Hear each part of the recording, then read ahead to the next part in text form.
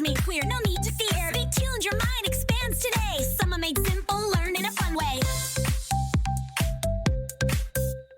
There is an incident which is recounted in the Gospel of Luke, where he tells of a scene where Jesus is walking from one town to another, and then there's a large crowd of people following him. And he stops and he turns and he faces them and he says, "No one should follow me unless they are ready and willing and prepared to hate their father, to hate their mother, to hate their wife, their children, to hate their very selves." And then he goes on to give two examples. One example is the story of a man who builds a house, but he doesn't pay attention to the foundation and it just falls apart and everyone laughs at him.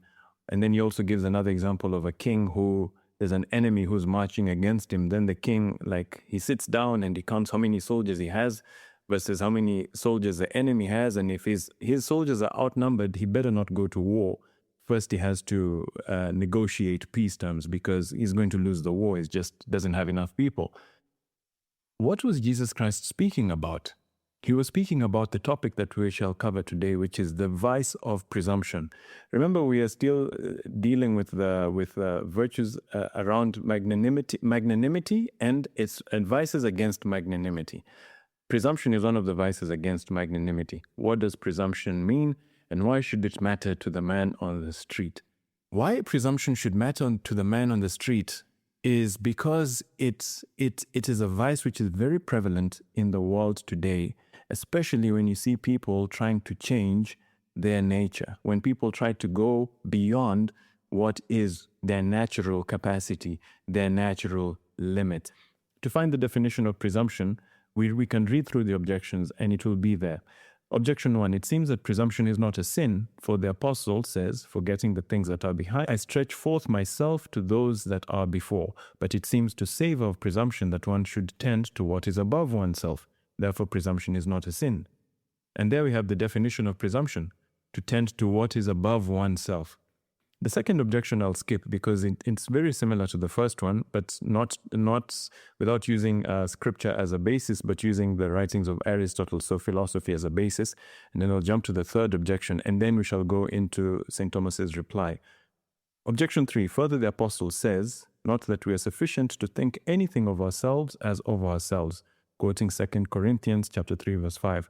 If then presumption, by which one strives at that for which one is not sufficient, be a sin, it seems that man cannot lawfully even think of anything good, which is absurd. Therefore, presumption is not a sin. Again, we have a definition of presumption.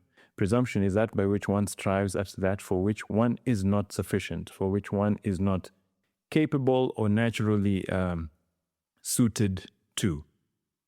St. Thomas's response, on the contrary, it is written, O wicked presumption, from where do you come?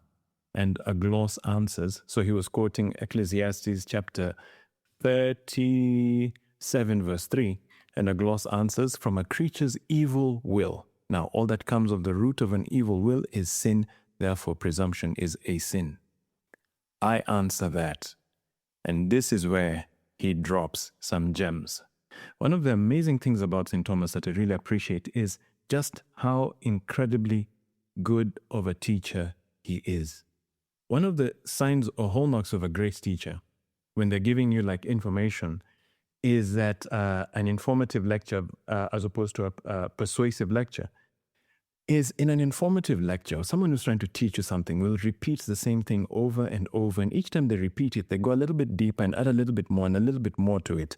Like if you look at a lot of the sermons of Jesus Christ in the Gospels, they don't have a persuasive structure. They've got more of an informative structure. If you contrast them with, say, the sermons of the apostles and the Acts of the Apostles, those have more of a persuasive structure. They're trying to get people to repent and be baptized, as opposed to an informative structure. St. Thomas, who wants to inform, he follows the same thing. So he'll repeat many ideas over and over and over. And here's a brilliant example of that. He says, I answer that. Since whatever is according to nature is ordered by the divine reason, capital D, capital R. Since whatever is according to nature is ordered by the divine reason, which human reason ought to imitate, whatever is done in accordance with human reason in opposition to the order established in general throughout natural things is vicious and sinful. Why is this heavy? Why is this profound? He has just again given us a definition of sin, which is completely logical and at the common sense level. He's not even touched scripture to try and define sin. He's just said, this is what sin is. Sin is anything that is done in accordance with human reason in opposition to the order established in general throughout natural things is vicious and sinful. That is a very important definition to understand. So I'll give you an example. Let's say it's normal for people to want to be alive. I mean, it's a normal, natural thing for people to be alive and to keep on living, right? And if someone were to, I don't know, kill 100,000 people at one go, I don't know, drop a bomb on them or something, that is going against the order established in general throughout natural things, and that is vicious and sinful. Why? Because amongst those 100,000 people you just kill with a drop of a bomb, probably there are going to be very, very many people who are innocent. However, let's say there's some kind of huge natural disaster. I don't know, a volcano erupts or a tsunami strikes a city somewhere, right? That is in opposition to the order established in general throughout natural things, but it is not in accordance with human reason. So whatever, that bit is really important. Whatever is done in accordance with human reason, in opposition to the order established in general throughout natural things, is vicious and sinful. You see, no human being makes a tsunami happen. No human being makes a volcano erupt. But if a human being drops a nuke on people, you see, one of those, that is done in accordance with human reason. Someone sat down, they thought about it, they said, okay, let's do this. So that's the point, that human reason is a very important element when one is discussing sin. Now, this definition is pure gold. It is pure gold. And let me explain to you why. It's in the next section. He says, now, it is established throughout all natural things that every action is commensurate with the power of the agent, nor does any natural agent strive to do what exceeds its ability. So, for instance, a horse wouldn't try to fly, but a horse would gallop. However, an eagle wouldn't attempt to gallop, but it would fly, because that's what he means here. Now it is established throughout all natural things that every action is commensurate with the power of the agent, nor does any natural agent strive to do what exceeds its ability. Hence, it is vicious and sinful, as being contrary to the natural order, that anyone should assume to do what is above his power, and this is what is meant by presumption, as its very name shows. Wherefore it is evident that presumption is a sin. What does this mean? Those two words, they are very important. Natural order. If you have this in front of you, in the written text, highlight it, underline it. That concept is key to understanding a lot of things. Let me run through this again, because this is something which I think for the contemporary person, it's very important to understand this concept. It is vicious and sinful, as being contrary to the natural order, that anyone should assume to do what is above his power. And this is what is meant by presumption, as its very name shows. Wherefore it is evident that presumption is a sin. In other words, anytime when someone tries to do something in their very bodies, that means in their natural order, that exceeds their capability, that exceeds what they're naturally able to do in their very selves, then that's something that goes against the natural order of things and therefore is a sin. You could say, hey, but human beings can fly, right? Yeah, they can, but that's using an artificial agent, not a natural agent. So you as a human being, you didn't jump off a building and try to fly just with your hands and your legs. Like you wouldn't be able to do that. You need something artificial to enable you to do that. So that's what he's referring to. Nor does any natural agent strive to do what exceeds its ability. Whenever it does that, that is a sin. where do we see this most prominently today? I don't know how prominent it is in real life, but definitely like in social media, it's completely like, I think, blown out of proportion. Like if a human being, for instance, decides that, listen, I identify as something which is not how I was born. Let's say a person is born a man, and then he says, no, I feel like a woman, right? I identify as a woman. And so what I'm going to do is I'm going to do a number of things to change what is in the natural order inside of me. Is that a sin or not? Well, it's got layers. It's got layers. Let's say at the first level, this person says, I'm going to start using makeup. I'm going to start using makeup, and I'll paint my nails, put on like jewelry that's associated with women. Is that a sin or not? I don't know yet. Why? Because cosmetics, makeup, nail polish, all of that stuff is not like natural to a human being. Those are still artificial. If that person takes the next step and says, okay, now I'm going to start dressing like a woman, is that a sin or not? Again, you see, now when it comes to food, clothing, shelter, now we're getting closer and closer to the natural order of a human being, right? Because food, clothing, and shelter are really essential to human life.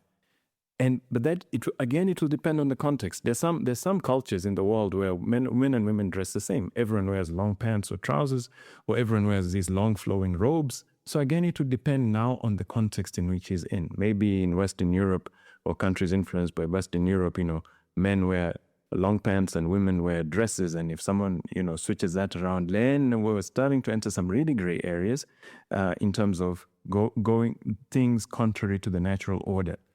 But if that person then decides to say, chop off certain parts of their anatomy, now they have really entered into the natural order in a big way. And that is where the problem arises, in a big way, in terms of sinning. Someone trying to change, someone trying to do something that is not commensurate to the power of the agent. Now, one could argue, hey, but my body, my choice, right? My body, my choice. I can do whatever I want to do with it. The problem with the my body, my choice argument is you see, when you say my implies ownership, right? So there's some element of property ownership there. Now, as far as I can think of it, there are three ways in which a human being gets ownership of anything. Number one, it's through exchange of, property for property, or bartering money for something. You exchange money or something else to get that thing. Number two is you find it, finders keepers. You just stumble upon something, no one claims it, so you claim it for yourself, it's yours. Number three is if it's given to you as a gift. If it's given to you as a gift or some kind of, inheritance, something like that. It's just handed over to you, right? In all of those three instances, there's an element of consciousness, of knowledge before that thing is given to you. So I think that just goes without saying. But if we're even to drill down further, the way I or anyone else got their body, for sure you didn't pay for it. Like if you paid for it, what did you pay? Like what did you exchange for it? No one can answer that question. So that thing of exchange is struck out in terms of ownership. Number two, finding it. You didn't, I don't know anyone who just stumbled upon their body, right? Like, oh, look, here's a body that's unoccupied. Let my soul occupy it. This is my body now, right? That didn't happen. So ownership by exchange, ownership by a finding struck out. Number three, gift. Now, this is a tricky one, the gift argument.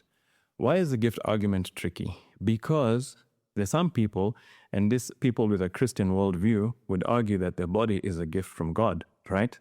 Now, if you accept that your body is a gift from God, that just has a whole bunch of other ramifications, which we can go into later. But just handling this argument of my body, my choice, right? I can do whatever I want to with my body because it's mine. Okay, if you're saying it's yours because it was a gift, and a gift from who? Oh, it's a gift from God. Okay, cool. All right. Where in the world, have you ever come across someone who gives you a gift and says, here you go, this is your gift, And then after that, some years later, comes and tells you, all right, I need you to give me an account of how you used the gift which I gave you, because if you misused it, not only am I going to take it back, but I'm also going to punish you. You'd be like, but I mean, it was mine. It's a gift. Why are you asking for it back? Like, why do you want me to tell you how I used it? That doesn't make sense, right?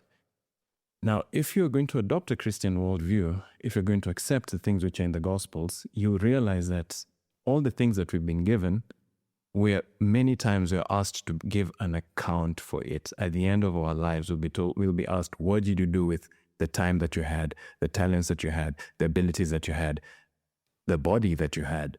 What did you do with it? Now, that does not sound to me like a gift. It sounds to me like something that's on loan, like, like an investment, like I'm a steward. I'm supposed to look after this thing because it belongs to someone else.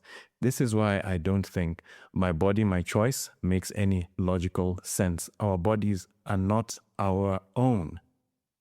And the other thing about this presumption of doing things which go beyond the natural order is there's a contradiction in it, which to me, I don't understand. Like, let me try and explain this contradiction. If you were to meet the average person and ask them, hey, man, what do you think about, vast tracts of forests in the Amazon rainforest being cut down so that people can construct roads, furniture, buildings, whatever. What do you think about that? Most people will say, that's terrible. You're destroying nature so that you can construct whatever you want to build, right? Right. Now, the same thing happens with human nature. Like, so they'd hold that concept and say it's wrong, but at the same time, they would fail to apply it across to human nature, trying to do something that is beyond its power by chopping off certain parts of one's anatomy to construct an identity which is artificial. Like, if a person can you see, the thing about the human mind is very similar to the human body. Like, the human body, insofar as if you have a foreign object in there that's not supposed to be there, like a pathogen, your body is going to fall sick. Same thing with the human mind. If a person walks around with a contradiction in their minds and they're okay with it, they're also going to fall sick, because that contradiction, that lie, is like a pathogen in their thinking, and it gives rise to all sorts of like mental health issues. So it's really important to understand what our nature is as human beings, that we did not give it to ourselves. It's something that is beyond us, is outside of us, has been given to us. We are stewards of human nature in the same way we're stewards of the Amazon or the ocean. And we have to protect that human nature. And whenever we try to do something that is beyond our human nature, that is a sin of presumption, and it's a problem. Let's go quickly to the replies, because we're sort of running out of time here. Reply to objection 1. Remember, the first objection was, it seems that presumption is not a sin, for the apostle says, forgetting the things that are behind, I stretch forth myself to those that are before. But it seems to savor of presumption that one should tend to what is above oneself. Therefore, presumption is not a sin. There's one point in this objection which which really struck me. And to me, it was, again, just pure gold. Let me read the reply to the objection. Nothing hinders that which is above the active power of a natural thing, and yet not above the passive power of that same thing. Thus, the air is possessed of a passive power, by reason of which it can be so changed as to obtain the action and movement of fire, which surpass the active power of air. Okay, I've read this thing. I'll be honest, I've read this thing I don't know how many times. I still don't understand it. But I'll move on to the next paragraph, because the next paragraph I understand. Thus, too, it would be sinful and presumptuous for a man, while in a state of imperfect virtue, to attempt the immediate accomplishment of what belongs to perfect virtue. That sentence is so profound. I've seen this so many times. I'll read it again. It would be sinful and presumptuous for a man, while in a state of imperfect virtue, to attempt the immediate accomplishment of what belongs to perfect virtue. Where I've seen this happening so many times is when someone, has a conversion. They say, look, I want to take my spiritual life more seriously. I'm going to start praying. I'll start going to church. I'll start reading the Bible every day. and they basically are going from 0 to 100 overnight. That is a sin of presumption, and they are going to fail, and they'll fail hard. Actually, so it's just a diabolical temptation where the devil tries to get people to like, oh yeah, okay, now you've converted, now try and do all of these things. 2 days later, you've fallen flat on your face, like, oh, you see, it's just not for you. You're just the same old person. It's all a waste of time. Don't even try. Sin of presumption. And the key word there in that sentence is immediate. It would be sinful and presumptuous for a man when in a state of imperfect virtue to attempt the immediate accomplishment of what belongs to perfect virtue. The opposite of immediate is mediate. So it needs to be mediated. You need a mediator. You need a mentor, a guide, a coach, someone who can encourage you along the way. I remember like a few years ago, I tried the carnivore diet, and I just don't know. I just read about it on the internet. I was like, this sounds cool. Let me try it. Within one day, I couldn't. I was like, I'm done. I can't handle this. It's over. Because I went like cold turkey, like 100%. I just cut out everything except like meat and fat, and that was it. And it was terrible. Fast forward some years later, I meet a good friend of mine who tells me, yeah, Fidel, you should try this carnivore diet thing. I'm like, bro, I tried, I flopped. And he's like, the problem was you tried it. You just tried to change like overnight. Don't do that. You have to do it in phases. Like first try and phase out the fruit, then try and phase out the veggies, then try and first just phase out sugar in all shapes and forms. But it worked simply because I had a guide who was telling me, do this, do that, don't do this, don't do that. Take it slowly. Don't try and do anything immediate. And gosh, it made such a big difference. That's the point here. That it would be sinful and presumptuous for a man, while in a state of imperfect virtue, to attempt the immediate accomplishment of what belongs to perfect virtue. But it is not presumptuous or sinful for a man to endeavor to advance towards perfect virtue. In this way, the apostle stretched himself forth to the things that were before him, namely continually advancing forward.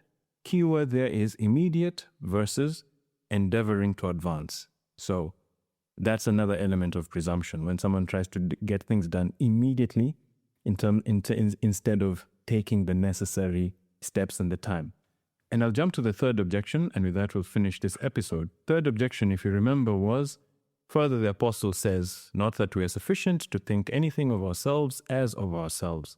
If then presumption, by which one strives at that for which one is not sufficient, be a sin, it seems that man cannot lawfully even think of anything good, which is absurd. Therefore, presumption is not a sin.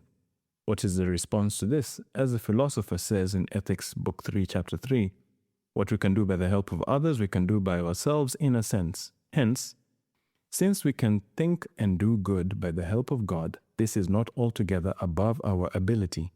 Hence, it is not presumptuous for man to attempt the accomplishment of a virtuous deed. And here's a clincher. But it would be presumptuous if one were to make the attempt without confidence in God's assistance. And this, I would argue, is the big addition that Aquinas made to all the work that Aristotle did. Allow me to do some, philosophy nerding out here. And I'm not a trained philosopher or anything. Just read a bit of Aquinas here, a bit of Aristotle there. But when you see how much Aquinas quotes Aristotle, and I hope to one day I'll do an episode about St. Thomas Aquinas' life, because he got into a lot of trouble for how much he used Aristotle, a pagan philosopher, to develop Christian ideas. But this is just one of the ways in which you see he just takes a pagan idea and he Christianizes it. You see, he didn't qualify what kind of virtue. He didn't say human virtues, supernatural virtues in this sentence. He said, it would be presumptuous if one were to make the attempt, that is, the attempt to accomplish a virtuous deed without confidence in God's assistance. That is really, really key. I once watched a video by a guy named Edward Sri. He's got a fantastic series about the virtues on a platform called Formed. If you have access to it, it's really worth watching. But he said to develop virtues, you need three things. You need three things to develop virtue. Number one is you need to study virtue. You need to know what virtues are and what the vices are. Number two is you need to pray a heck of a lot. You need to pray a lot so that you can develop all virtues, human virtues and supernatural virtues. And then number 3, you got to put them into practice. So those 3 steps. And that second step is what St. Thomas Aquinas is referring to here. Hence, it is not presumptuous for man to attempt the accomplishment of a virtuous deed, but it would be presumptuous if one were to make the attempt without confidence in God's assistance.